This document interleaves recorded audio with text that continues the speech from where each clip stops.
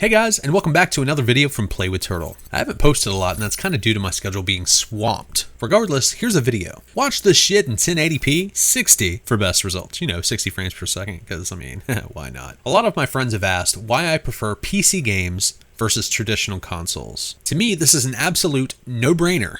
But since it's being asked so frequently, I'm making this video to explain it. And hell, I can always send the URL to this video to anyone who asks in the future. So let's talk about specifications. I'm not going to cover every console, nor every version that has ever come out. Hell, I'm not even going to cover every specification, but the ones I do cover are the most important to gaming.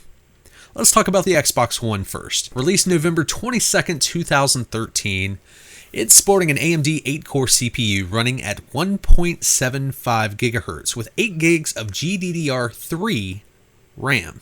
Yeah, okay. At the time, there was GDDR5 RAM, which the PS4 was using. So I feel that the RAM could have been, amped up a little bit there. Maybe not necessarily the amount, but the speed of the RAM. It also had 3 USB ports that were all USB 3.0, has a gigabit LAN, HDMI 1.4, and rocked DirectX 11.2. It came with an 853 megahertz GPU with 768 shader cores.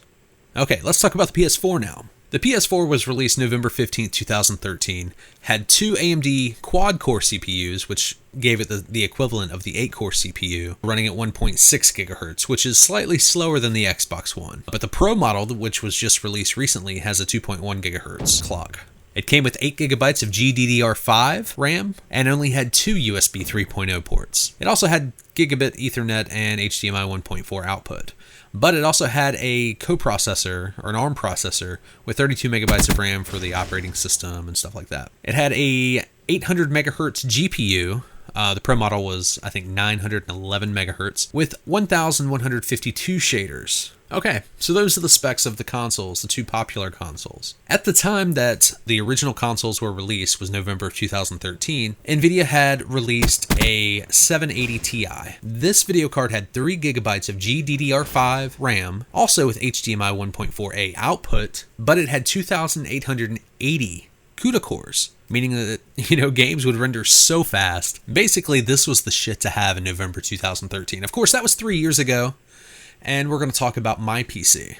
I had been running the same PC for 5 years, with the same specs up until recently.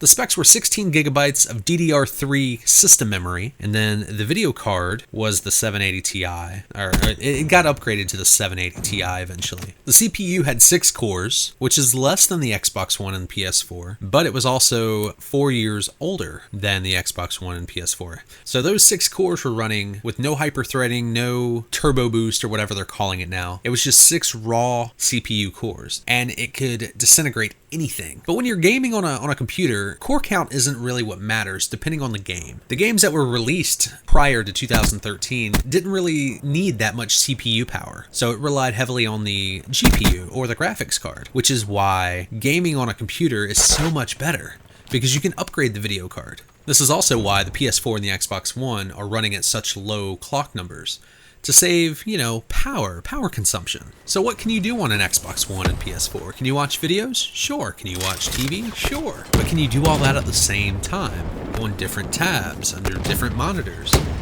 No, you're confined to one monitor. You are confined to, I guess, okay, yeah.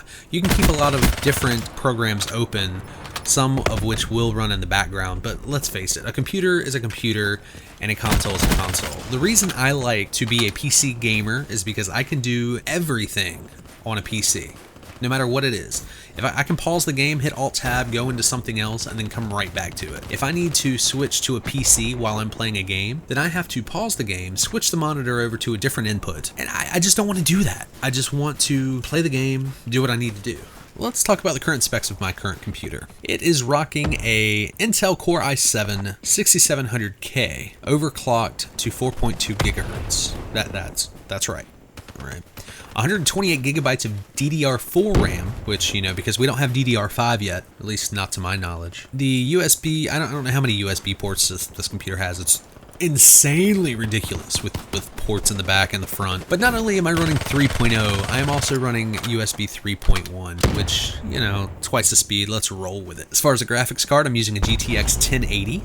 The GTX 1080 came with 8 gigabytes of GDDR5 256-bit RAM. It sports HDMI 2.0B and DisplayPort 1.4. It has 2,560 CUDA cores clocked at 1,607 megahertz. So yeah, compare that to the GPU of the PlayStation 4, the Pro model even, at 911 megahertz, or the GPU in the Xbox One at 853 megahertz. I prefer to be able to see everything crystal clear and beautiful colors, and this one allows me to do that. While the Xbox One and the PlayStation 4 both are beautiful when it comes to looking at games, they're very limited by specifications. Let's talk about controllers. As a PC gamer, sometimes I still want a controller in my hand. Okay, so the Xbox One controller is USB. It has a micro USB on the top, and I use that mainly for most of my games. I used to use a PS3 controller, but the Xbox One controller is amazing. I have the Elite controller. I think it was $150 that came with the